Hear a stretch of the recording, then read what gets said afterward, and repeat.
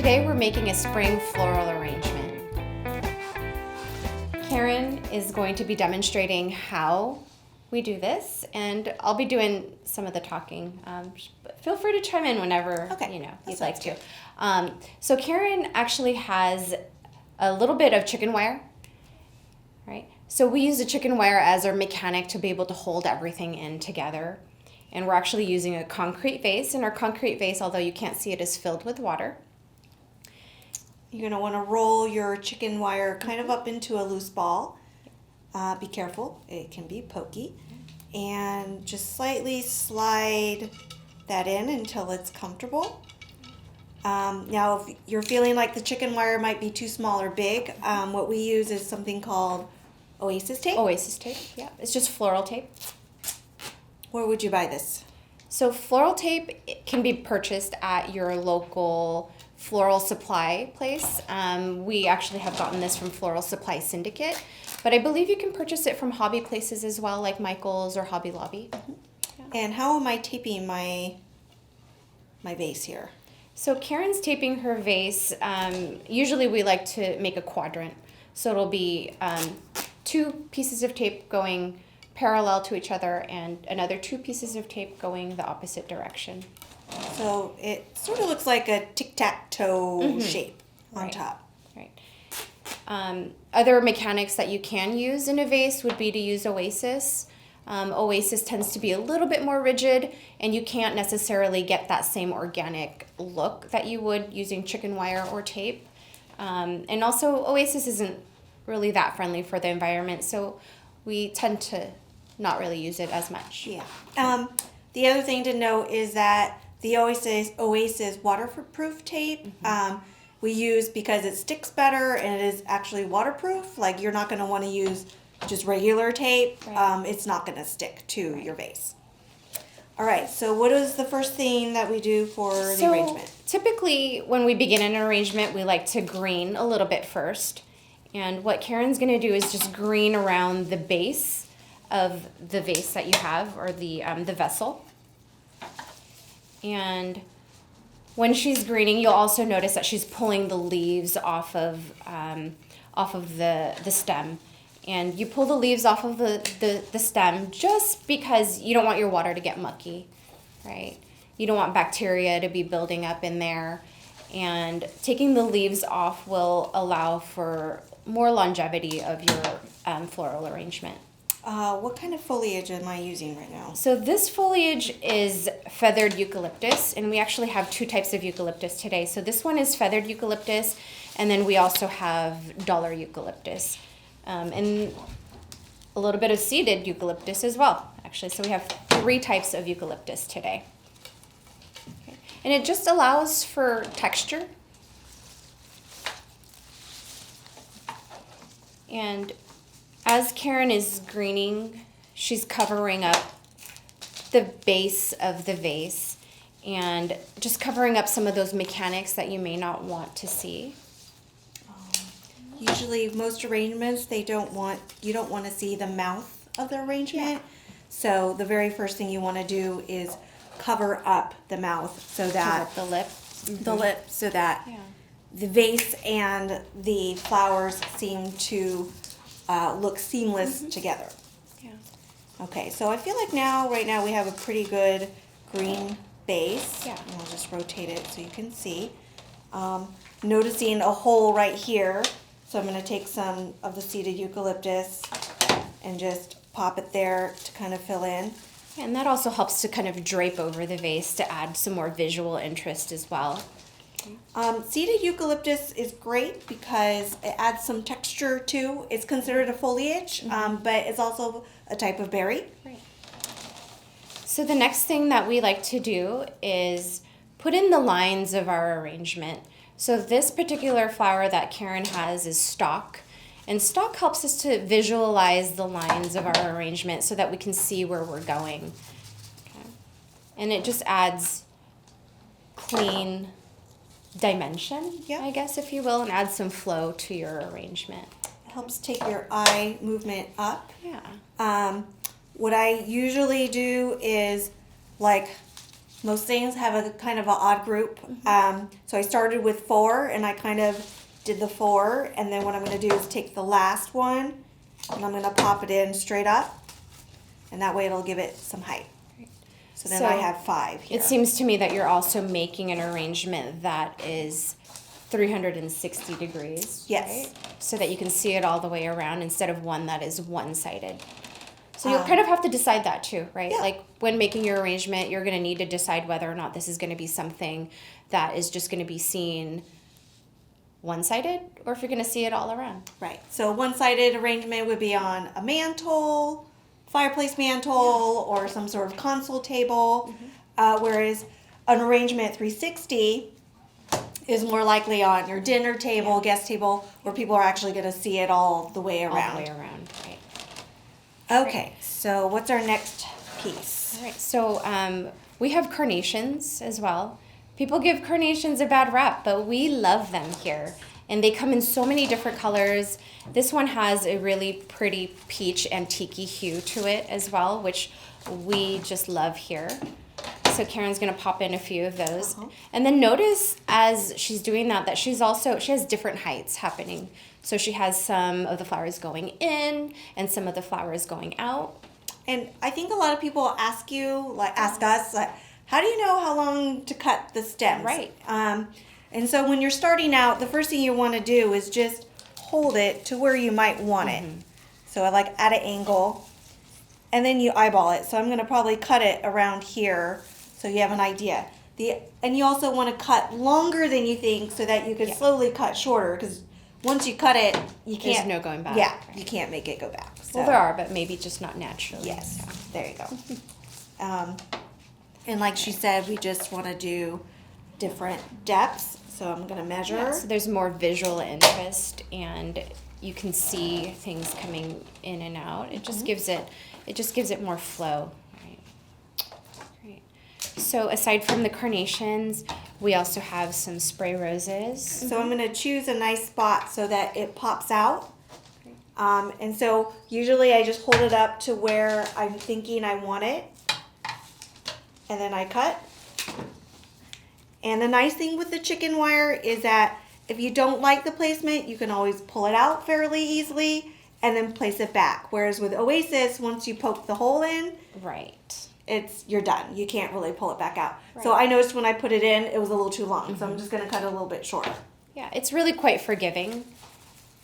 I think as a budding floral arranger or someone that's just starting flowers, that it can get a little bit stressful. Yes. But if you just relax and let the flowers do their thing, it's pretty forgiving and kind of therapeutic. Yeah. And they'll actually kind of talk to you. So certain flowers will lean. Right. So this carnation's leaning. And so because it's leaning this way, you're going to want to place it so that it leans naturally. I'm not going to put it so I don't know why I think carnations are men, but he is facing up as opposed to down.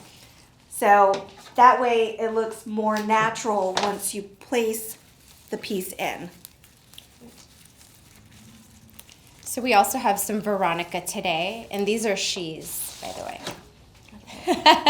Yeah. Veronica has to be a she, yeah? Yeah. Oh, Sounds all right. So I'm going to add some more foliage just because it's starting. Okay. And you're feel filling and in some of I'm those filling spots. in the spots. Right. Yeah. And So, I'm just what are removing you some doing? of the foliage. I don't think we quite need it all, and I also don't want it to touch the water. The process when we actually remove the foliage off the stems, the process we call it processing flowers. Yeah. Right. So when we process flowers, we usually strip all of the leaves and unnecessary leaves down at the bottom in order for them to hydrate, and we give them a fresh cut.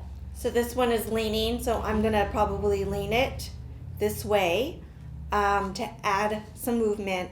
And I want her to poke out. So I'm going to make him a little longer and then see how it goes. And then again, if it's too long, so that's a little too high, I'm going to pull her out, and get a snip. There we go. Okay. That way it adds a nice line out. Okay. This one kind of has that happening. Yeah, and so we need to process the flour, which is basically pulling all the way down. And the one thing you don't want to do is make them the same height. So when you go like this, they start looking like rabbit ears. So you don't ever really want two type of flowers in the exact same height. You want them to have some variance so that... So you'll put one a little bit lower and Yes, then one and stick up a little bit higher? Yes, and I'm pointing into another direction. So because this is pointing this way, I'm going to turn this so it's pointing towards you. So that all of the directions are slightly different. And then the last one I'm going to poke right down here, a little bit lower. So, and then we also have Scabiosa today. Scabiosa is actually one of my favorite flowers. They are so delicate and have petite petals. Yeah, was actually part of the reason why we named our shop that. Right, because we like flowers with petite petals. So those are the Scabiosa, ranunculus. Scabiosa adds a lot of movement. We actually call these flowers our dancers. They have really nice, clean lines. Right. So they're not so leafy. And you can use these nice, clean lines to help with the shape and the movement of the arrangement. That's looking good.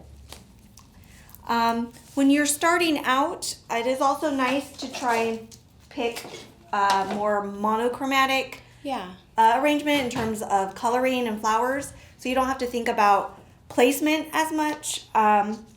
When you go with too many colors, it starts to make the arrangement feel busy, and then you have to really think about how many purples or reds and how to balance the colors.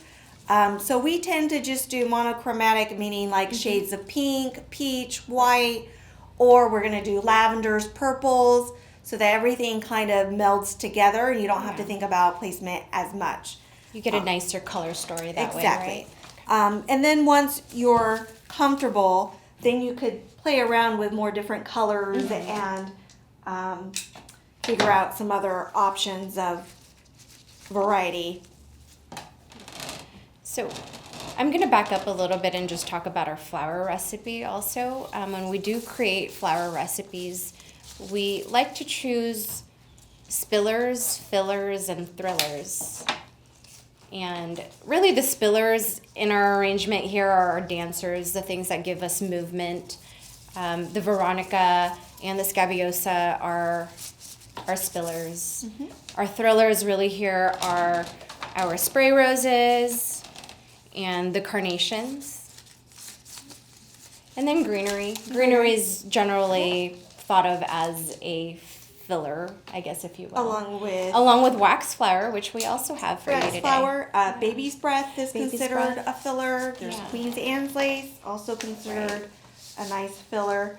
They're basically, the way I look at them, they're kind of like the backup dancers, not, like the main performers. I like that. They're there to support. They play a supporting role. Yes. And sometimes certain flowers are divas. So then you have the ones that, because they can't all shine inside the arrangement. They all have to sort of take turns. So your fillers basically fill in your gaps. And they actually help provide some depth inside. So I tend to tuck them a little deeper in so that my thrillers can pop out. And those can shine. Yeah. Okay. There we go. And then usually I do a little once over, and then if I feel like there's any hole or anything that needs to be filled, I usually take either the foliage or your wax flower. Or my wax flower and fill it in. And this is really the time to play around with the different depths too. If you feel like a flower has sunken in a little bit, this is the time where you're going to want to play around with that and just pull it out if you need to. Yeah. So I'm noticing these two are in the same plane, so it looks a little flat. So what I'm going to do is take this bottom one out, cut it a little shorter, and not by much, maybe half an inch, and then tuck it back in so it's a little bit deeper. That will add some extra depth into the arrangement. And then I take a look. So that feels a little bit more comfortable. Now I'm noticing here that these two flowers are competing with each other, the carnations. This one is sort of overlapping the other one. You always want to give each room, the flowers to breathe, like they kind of have their own space. So all I'm going to do is pull and then replace so that it gives this other carnation some more room, just to have some more space, because otherwise it feels like they're kind of competing and fighting. And just by doing that little bit of movement, I feel like made such a huge impact on your arrangement. Yep. And sometimes that's all it is. You just gotta twist and turn, readjust. You don't have to like totally take it apart. Right. It's just slightly moving, and I guess what we call zhuzhing. We zhuzh a lot. Swooping. Right. All right, so here we have our spring arrangement. And what are the flowers we have in here again? So we have carnations, we have scabiosa, veronica, we have stock, and 3 different types of eucalyptus. And then we have a filler flower wax. Well, thank you guys for joining us, and we hope that you can create a beautiful floral arrangement of your own.